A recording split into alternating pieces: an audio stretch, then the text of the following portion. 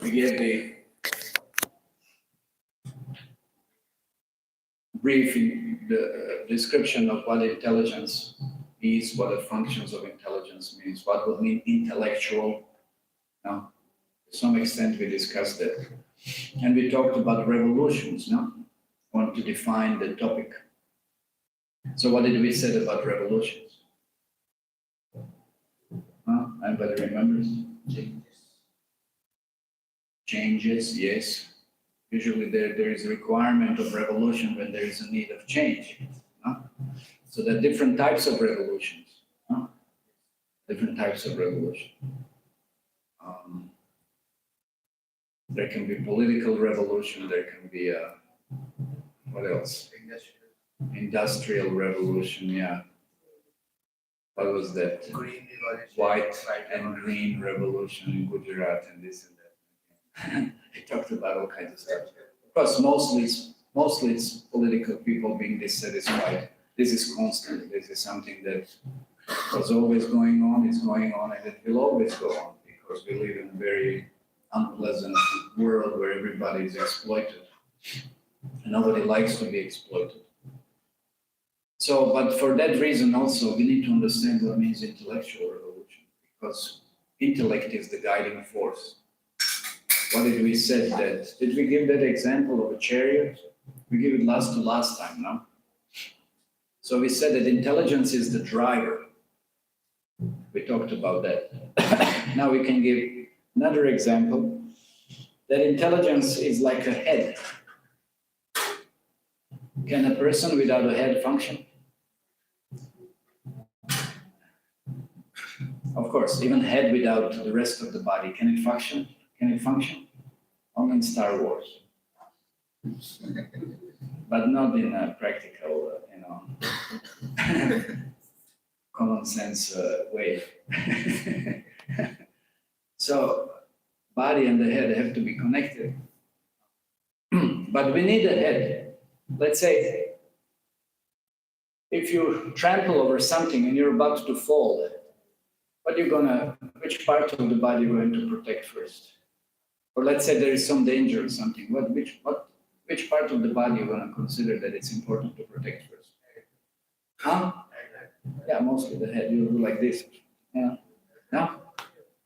Let's say something is falling or whatever. Protect your head. Why the head is important? Why the head? It has brain. Yeah, that's the point. It has brain. But brain has nothing. Brain is just the machine. Brain is not the source of intelligence. Brain is not the source. We should not mistake thinking that brain is just like, let's say brain is like hardware that helps software to be utilized. No? But intelligence is a software. Can we detect intelligence? We say, really, it's in the brain? You can't do that. It's not really in the brain. But it's manifested through the brain. Intelligence is a subtle form of the body, which is in different, people say there are auras, in yoga and so many things. There are auras, there are different levels, koshas, they're called koshas. We'll talk about that maybe this time. So intelligence is part of those koshas. It's not part of the gross body, but it uses the gross body. So in essence, it is connected to the brain. And that's why we value the head, because intelligence is important. Intelligence will guide us. That's why we use the brain to guide us. And if you don't have a brain, then we know what happens. And when you don't have a brain, you do so many things, it's a mess, it's a disaster.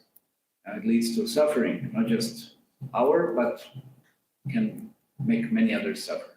If we perform certain type of activities that are not favorable to anyone, including ourselves. That's why we need a brain, we need intelligence to guide us. Yeah. For that reason, head is important. So intelligence is also defined in various different ways. We said intelligence helps us to discriminate what is good, what is bad, what is favorable, what is unfavorable. It is the function of discrimination. But that intelligence should not be influenced by any lower sense, like mind or senses. Now, how many times we get tricked by the mind? Once when the devotee asked Srila Prabhupada, who is our founder Acharya, he said, what's the difference between mind and intelligence? There's a difference. First of all, many of you are here for the first time, so we will just give you a brief description of our body. We have a gross body, no, which everybody can perceive, which is made out of Bhumirapo Analova Yukamana Buddhirevacha. Earth, water, ether, fire, air. No? Mostly it's water, about 70% and so forth. No? That's what we can see. That's what we can perceive. That's why we said we can't see intelligence. Can we see intelligence? We can't see intelligence. That means nobody has intelligence? Yes or no? That means nobody has intelligence because we can't see intelligence? No. That's why we pointed out intelligence is subtle. Can we see radio waves? There are no radio waves, that mean? You know, your internet, your mobile, this and that, that means there are no rays, there doesn't exist. Electron, anyone ever seen electron? Even scientists, they've never seen it, they just see the trace. That means that those things don't exist. Yeah. Anybody ever seen the air? You really don't see it, you know, you can perceive it by the symptoms. You know, when some branches, you know, it's like you can feel it or something, you know, but you can't really see it. You see by the symptoms. So that's why we understand if somebody is intelligent or not by the symptoms.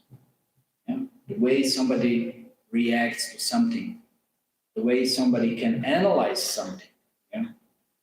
We already mentioned the function of discrimination. That's very important, to discriminate what is good, what is bad. And we'll come to this now, give this example. Mind, we're discussing this, but intelligence also is essential because it helps us kind of like dissecting something. Let's say you want to, if you take let's say, okay, harmonium there. Not so difficult. And we separate all the parts. And we are really capable of separating everything into pieces. That's quite intelligent. Because many times people won't even be able to, you know, separate everything into pieces. So it takes an intelligence to put everything apart. But then it takes intelligence to put everything back.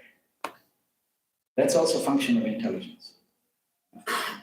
So, function of intelligence, let's say, you're in certain circumstances, and you're trying to understand the circumstance. And how are you supposed to react in that circumstance? That's also what intelligence means. How intelligence is used, you know, in that way that it can analyze what is going on, perceive so many things, and then, you know, separate the things and combine the things again. These are all functions of intelligence. So intelligence is one part of the body. We said, Ahankara ityame, bina prakriti rashtra. Ahankara is false ego. False ego, it's an element which envelops the soul and which makes us think that we are this body. I'm, you know, Mr. Such and Such from Gatkopar or somewhere, and I'm working here and here and this and that. And whatever. That's false ego. That's nothing to do with the soul. That's temporary. So false ego makes us identify with certain body, certain type of body, male, female, young, old, whatever. Certain type of nation, certain type of race, certain type of this, certain type of that. All false ego. Nothing to do with eternity. It's temporary. And then we have mind. Mind's functions that we discussed last time somewhat. Mind's functions are thinking, feeling, willing. Mind will just react based on impulses and impressions that we have stored within it from some previous experiences. And it's just pulling out saying this is good, you know, in a sense that I had a good experience and maybe this one I didn't have. But it doesn't have intelligence on its own. It just reacts on the experience. So that's mind. I like, I don't like. That's it, what mind does. But intelligence is the third subtle element that makes us discriminate. Is it really good or it's not good? Is it really useful or it's not useful? That's what intelligence does. And therefore it's very important, to understand the function of intelligence and strengthen the intelligence. Yeah? Because many times the mind will suggest us and force us into activities that are not beneficial to us. That's why I wanted to give this example. One disciple asked Srila Prabhupada, what is the difference between the mind and intelligence? So he said, when you're on top of the building and the mind says jump,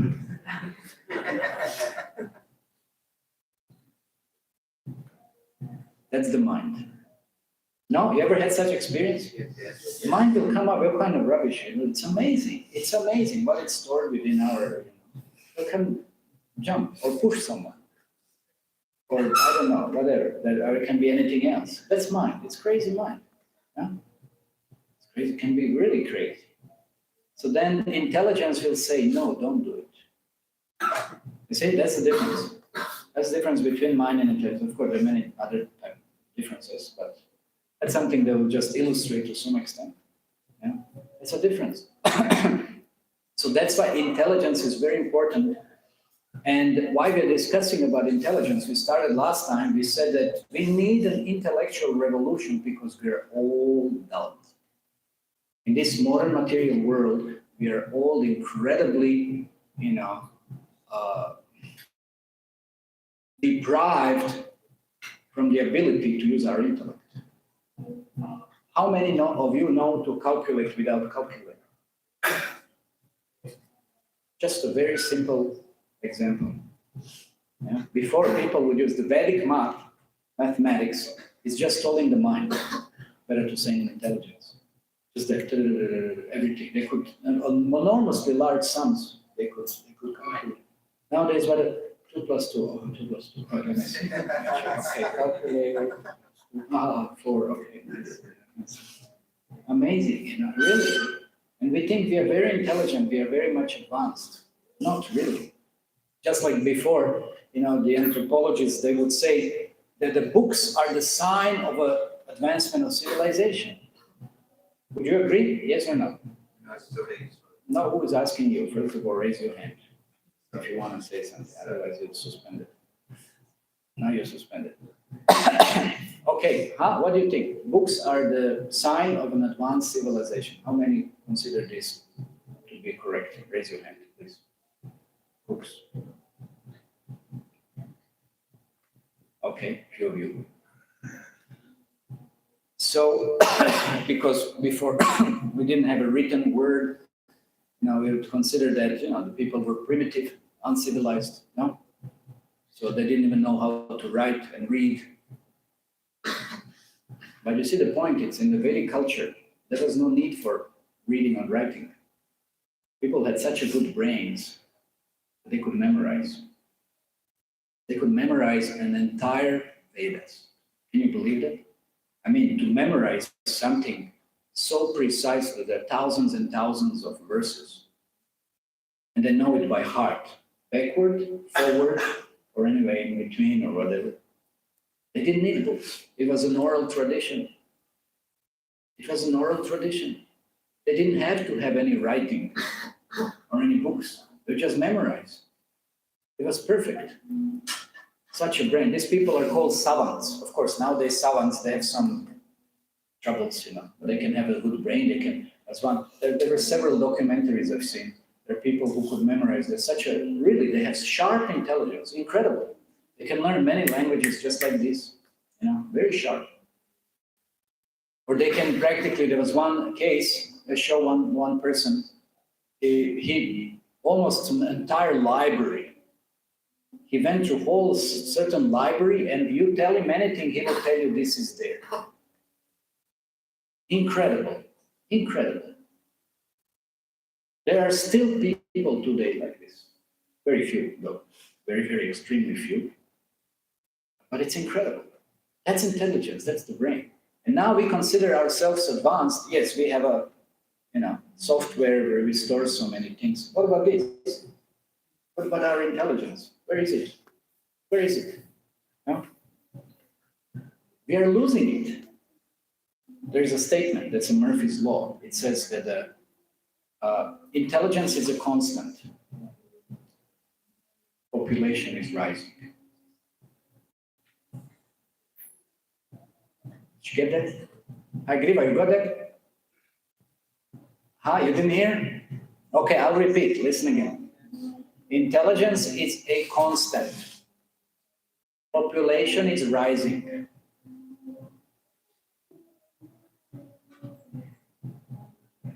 See, that's what I'm talking about. We are losing intelligence.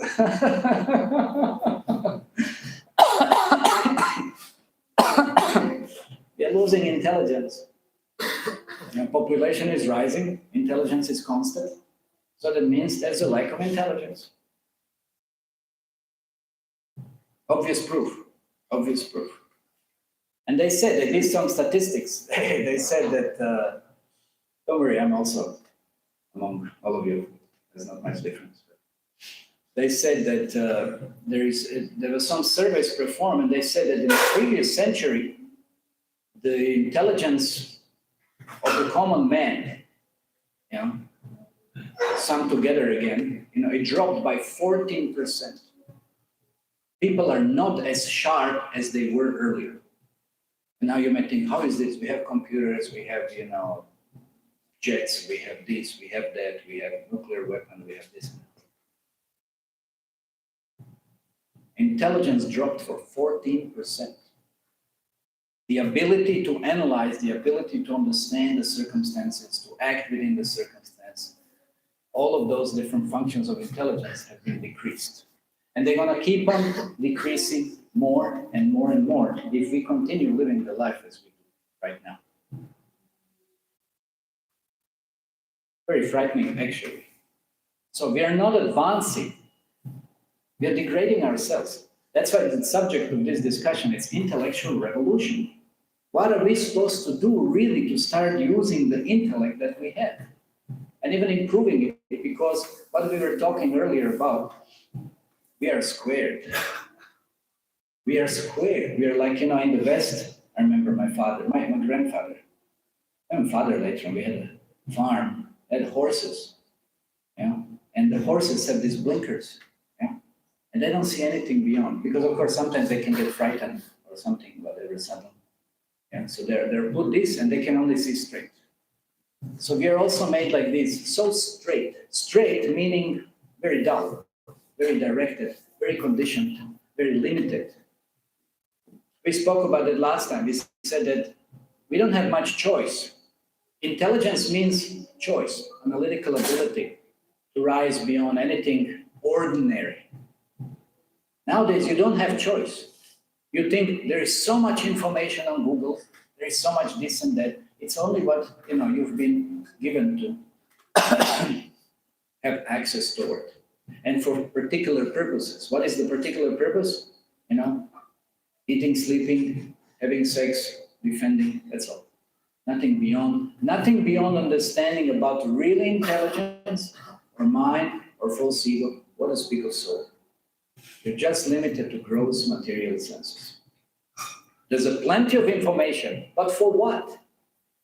Plenty of information for what? We gave example of eating last time. No? Anybody remembers? When you eat something, and what is the variety that you can have? Not much. Not much in a certain species or whatever. Anyway, that was discussed last time. But the point is, we don't have much option, really. We think we do, and we can argue about it. We can have panels, we can have this discussion, we can have this forum and that forum, and so many different kinds of things, and we think, yes, there's so many views in so many ways, and this and that. No, it's all on the same basic, pretty much animalistic platform of life. Gross senses. How do I taste? How do I see? How do I hear something? All very gross. That's why we are losing intelligence. We are losing intelligence. We are not advancing at all. We are deprived And we are allowing ourselves to be deprived because our perception is such a gross material perception. Such a gross material perception. What is the use of gross material perception? What is your happiness from the gross material perception? How much happiness you can have when you touch something? Very temporary. How much happiness can you have when you taste something? How much happiness can you have when you're looking at something? How long can you look at something? Hearing, a little longer, maybe. It's all very temporary. That's a gross level.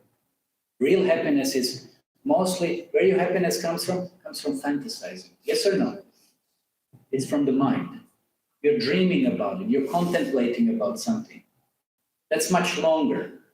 Yes or no? Sensual experience is very temporary, very limited. Most of it comes from dream world. That's mind. More higher, much longer, and much quality-wise greater. It's level of intelligence. But we're not having it. We're not using it. That means intellectual pursuit, philosophy, understanding of life, greater, levels of existence. Okay, research, science to some extent, but for what purpose again? There are different levels within that. And then ultimately the spiritual experience, it's eternal. There's no limit. But we've allowed ourselves in this society to be so squared on just the grossest, most temporary, limited level of existence. That's why we need intellectual revolution. We need intellectual revolution. Because we've allowed ourselves to become so limited in our experience. And we think, yes, we have so many options. So many options within what? Just the gross senses, how to have sex. Yeah, you can have some options how to have sex. So is that all in life? Just how to have sex? Yesterday we discussed about rabbits and something. What was there? Anyway, rabbits and lion. Really, nobody came yesterday. You should come for Saturday class 5 here, Chakra Hall 5 to 6. To learn something else, something different. Anyway. So a very gross animalistic platform, And we're depriving ourselves of so much greater experience because we're misled. We're absolutely misled. That's what the greatest misfortune is. There's one interesting story in Mahabharata, just to draw your attention a little bit. Anybody can tell me what was the position of Shakuni? Anybody knows? Huh? What was the position of Shakuni? You must have heard. Yes or no? Who was Shakuni? Huh? Duryodhana's mama. Okay, so what was he in connection to Duryodhana, except of being his uncle?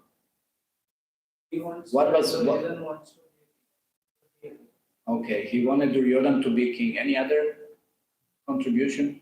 One second. Wait. Not you. Okay. He was Duryodhana's intelligence. Okay, you can. Anybody else wants to say something else? Huh?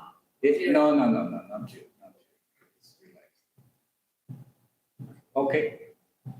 What I have heard that okay. He wanted a revenge. Okay, that's why I said not you. Not you. You're not serving the purpose of this class. You already heard it. Parikshit, what? I heard it was a Dwapar person. Okay. That's also not helping so much. Okay, so all of you think that Shakuni was a very good friend to Duryodhana, no? You have to wash your hands. Otherwise, you'll touch something and it becomes good. Now you're touching the chair. Now what else you have to touch? The big bag and everything. No, he was not at all friendly to Duryodhana. Not at all. Not at all. You don't know the whole story. Okay, I'll tell you the whole story. The story is like this. The Duryodhana was very often provoking Bhima. You know, you're a son of a widow, you're fatherless. And they always had a rivalry. Yeah. Because they were born at the same time. Anyway, and they were, of course, opposed. Pandavas, Kauravas, and like this, but they were the same group age and so forth. So Duryodhana was always poking at Bhima, you know, you're fatherless, you're a son of a widow, this and that. And then one day, Bhima heard that somebody told him, well, you can tell Duryodhana he's the son of a banana tree.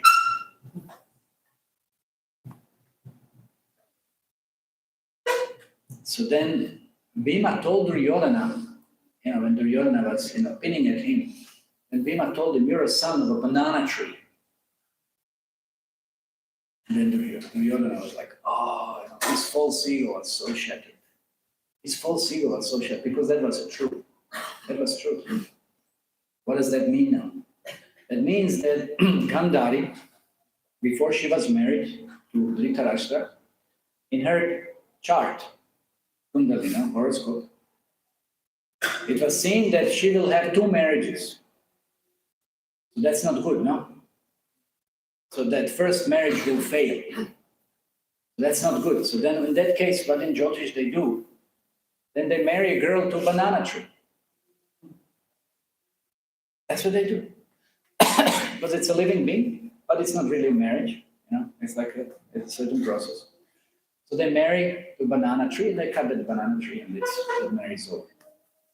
Then she married Dhritarashtra. So Duryodhana felt so ashamed. He felt so ashamed. He felt so, his false ego was hurt. It was like it was burning with rage. Just imagine, you know what he did then? He figured out that except me, except my mother, nobody else knows this. But then these relatives from the Gandhar, except the relatives from the Gandhar, which is nowadays modern Afghanistan, nobody knows this. And you know what he decided? He imprisoned all of the relatives of the Gandhar, and he chained them, and basically, to add, as the saying goes, salt to a wound, to make it pain better, worse, you know, make it worse.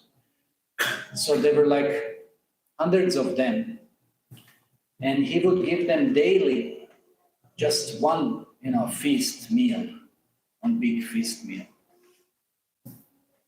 So that means he would starve them to death.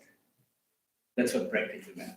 Now just imagine all of you are here, and I just bring a little plate every day, and that's all that you can have. So, not very nice, no? It's not going to work. Either you're going to be fighting, you know, after some time, you know, who's going to take that meal, or so, you know, it's just going to be a big mess, no? Yeah? It's going to be a big chaos. But at that time, the culture was different, and people had some brain, people had some intelligence. You know, people had some higher cultural sense of life. So then they sat together and they tried to figure out, okay, what would be the best course of action now? You know, Duryodhana has become so, you know, so, you know, horrible, so demoniac, so disgusting here. So now what we should do? So then they figure out, okay, let us see who amongst us is the youngest and the most intelligent. And they figure out that was Shakuni. Yeah. They figure out that's Shakuni. So then they decided, as long as they provide us with a meal, that meal Shakuni will take. So that's how Shakuni survived. He only took that meal, once daily meal, and everybody else just, you know, starved till death.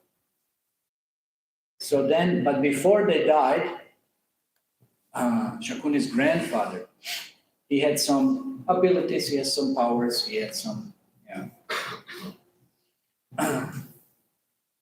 qualities, special qualities. So he said, the knuckles of my fingers, when I die, use those knuckles, use that bone and make the dice. And whatever you wish, it will turn to that number. That was a special ability. So when the grandfather died, he used the knuckles, the bones, to make the dice. So then Shakuni, of course, later on, he started living, serving under Duryodhana. And apparently, like you all said, he was intelligence of Duryodhana. But no, he wanted to destroy Duryodhana. His motive was, because you destroyed my dynasty, I will destroy your dynasty. And the only way that was possible was through Pandavas. Nobody else was capable of destroying Kauravas. So that's why every time we see Duryodhana gets discouraged so many times, because he sees he has no chance. But Shakuni is encouraging. He was encouraging him. He was encouraging him. He was encouraging him. Why? Because he wanted his dynasty to be destroyed, just as Duryodhana destroyed his. So that's an example of material intelligence. Anyway, our time is running. It's like there's so many ways we talked about how to misuse intelligence, use it for material purposes. Okay, maybe, it's like, so that there can be different kinds of discussions about it. But in essence, intelligence really should be made useful in the sense of understanding who we really are, what is the goal of life, how we should act properly, that we don't suffer negative consequences as a reaction to our activities. That's what intelligence should be used for. That's why intelligence should be used to understand what is our position, what should be our goal, how we should act properly. That's the real function of intelligence. That's what we said in the beginning. Intelligence is the head. Intelligence should help us to give us proper direction, proper goal and proper direction. So that's why in Bhagavad Gita, Krishna says, Dadami buddhi yogam tam yena mamam payati. To those who want to approach me, I give them the intelligence. So if any of you wonder how to increase your intelligence, it can be increased, it can be improved by mercy of Krishna. Everything else is pretty much predestined in your life. But you can improve something by Krishna's mercy. He can clarify, he can, sometimes the word boost or increase can be used. He can add to what we are lacking. And that does happen when we display certain desire or interest in spiritual practice, then we can see the miracles happen. It's something really amazing. Where does that come from? It doesn't come from us. It comes from Krishna. And then we are able to perceive what we were never able to perceive earlier. Very interesting. That's why we said that is the function of intelligence. Certain type of perception that we were not able of recognizing, or even maybe we didn't even have it in the first place. But when we start practicing spirituality, then we are able to utilize. And then see where we are. What is this world? What is going on? Can we really be happy here? Not really. It's not going to work. Unless we dovetail, that means we connect ourselves to certain guidance that is presented for our benefit, as it is said in Srimad Bhagavad Gita. Okay, time is running. Actually, there was one whole exercise I wanted to do, and there's quite some things. But don't worry, we'll have many of such kind of classes. I hope you will find them, first of all, interesting. You'll find them practical. You'll find them useful, because that's the purpose of such kind of discussions. What is it for us that we can benefit from? And that is very important. There's so many things that we can benefit. We just need an information. So we don't have to conclude everything in one session, even though again, even this one was the second already.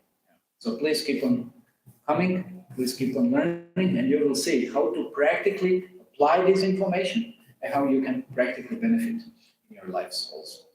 Okay, Hare Krishna. Any questions?